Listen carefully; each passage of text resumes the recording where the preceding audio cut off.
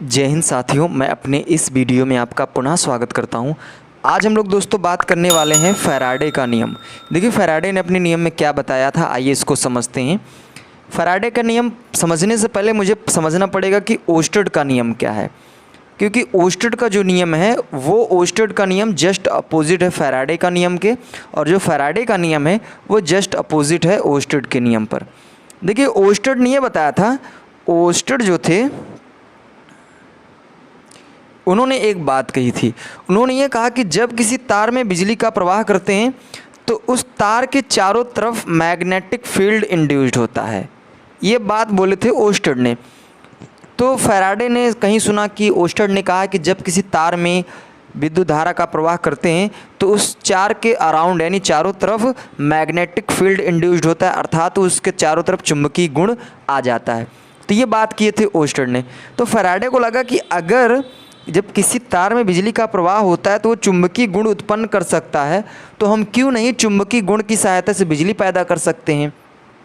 तो यही है उनका फैराडे का नियम। फैराडे के नियम में क्या कहा, उन्होंने बताया कि जब हम किसी चुंबक की सहायता से बिजली की उत्पत्ति करते हैं तो इसी को हम बोलते हैं फैराडे का नियम। तो फैराडे ने अपने नियम में यही बताया कि हम लोग मैग्नेटिक फील्ड से यानी अर्थात चुंबक की सहायता से बिजली को कैसे पैदा करें। तो इसी नियम में मुझे समझना है। उन्होंने एक एक्सपेरिमेंट किया। एक्सपेरिमेंट ये किया कि उन्होंने एक कॉइल अर्थात बाइंडिंग ली, और इस बाइंडिंग में उन्होंने गैल्वेनोमीटर लगाया और इसके बगल में एक मैग्नेट रखा।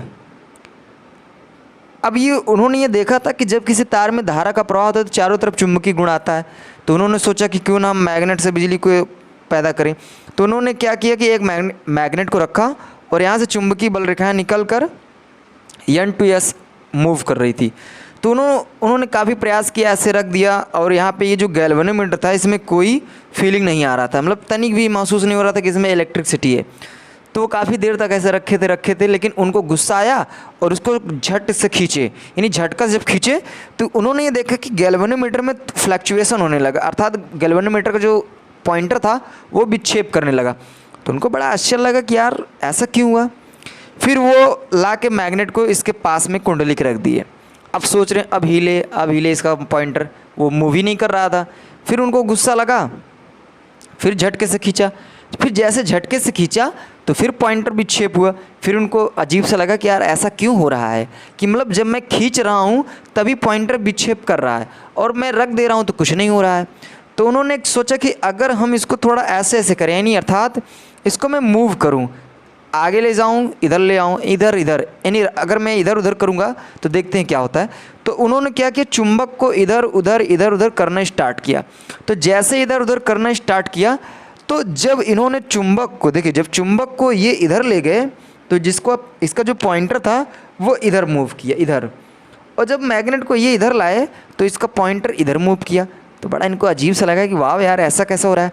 तो वो मैग्नेट को ऐसे हिलाते थे यानी ऐसे मूव करते थे, और इसमें जो पॉइंटर था वो विक्षेप करता था बार बार। तो उन्होंने एक चीज़ ये पाया कि जब हम किसी चुंबक को किसी कुंडली के समीप ले जाएं या उससे दूर ले जाएं, अर्थात समीप ले जाएं या फिर उससे यानी दूर ले जाएं या फिर समीप ले जाएं, तो इस कुंडली में एक एनर्जी उत्पन्न होती है, एनर्जी। इसी एनर्जी को वो बोले थे विद्युत चुंबकीय प्रेरण, अर्थात चुंबक की सहायता से बिजली की उत्पत्ति करना हमारा विद्युत चुंबकीय प्रेरण कहलाता है।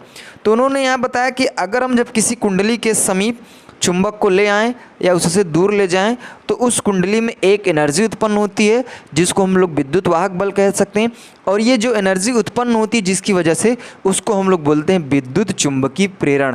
और यही है दोस्तों फैराडे का नियम। फैराडे ने अपने नियम में यही बताया था कि चुंबक से बिजली की उत्पत्ति करना, यही फैराडे का नियम। उन्होंने एक बात बोली कि अगर किसी कुंडली में फ्लक्स में परिवर्तन किया जाए, फ्लक्स में परिवर्तन की दर जो होगी वो डायरेक्टली ईएमएफ के इक्वल होगी, अर्थात इलेक्ट्रोमोटिव फोर्स के इक्वल होगी। तो यहाँ से एक फैराडे के नियम के अनुसार पे यहाँ पे एक सूत्र भी बनता है। तो ये फैराडे के नियम का सूत्र है। तो देखिए दोस्तों, मेरा जो फैराडे का नियम है, फैराडे ने अपने नियम में यही बताया कि हम चुंबक से बिजली की उत्पत्ति करेंगे, और यही फैराडे का नियम है। तो जो फैराडे का नियम है वो जस्ट अपोजिट है ओस्टेड के नियम के, क्योंकि ओस्टेड ने बताया भैया कि जब किसी तार में बिजली का आप प्रवाह करेंगे तो उसके चारों तरफ मैग्नेटिक फील्ड आएगा। और इसी के जस्ट अपोजिट में उन्होंने भी, फैराडे ने भी एक्सपेरिमेंट किया कि अगर ओस्टेड बोले हैं कि अगर तार के चारों तरफ मैग्नेटिक फील्ड आएगा करंट फ्लो करने पर, तो हम क्यों नहीं मैग्नेट से बिजली को पैदा कर सकते हैं। तो इसी नियम में उन्होंने बताया कि मैग्नेट से बिजली की उत्पत्ति कैसे करें। तो या तो आप मैग्नेट को इधर उधर मूव कराइए, या फिर मैग्नेट को आप स्थिर करिए, इस कुंडली को मूव कराइए। अगर दो में से कोई एक मूव करता है तो होता क्या है कि यहाँ से जो चुंबकीय बल रेखाएं निकलती है ना, जैसे मान लेता हूँ यहाँ से चुंबकीय बल रेखाएं निकल रही है और मैं इसको बार बार इधर उधर करूँगा तो चुंबकीय बल रेखाएं इस कुंडली को बार बार कट करेंगी। तो जब बार बार कट करती है ना, तो उसमें एक एनर्जी उत्पन्न होती है जिसको हम लोग विद्युत वाहक बल के नाम से जानते हैं। और ये जो एनर्जी होती है ये फ्लक्स के परिवर्तन के दर के इक्वल में होती है। तो ये है, या तो आप मैग्नेट को स्थिर अवस्था में रखिए, इस कुंडली को घुमाना स्टार्ट करिए, जब कुंडली घूमेगी तब भी बार बार कट करेगा और उसमें विद्युत वाहक बल उत्पन्न हो जाएगा। तो ये है दोस्तों फैराडे का नियम।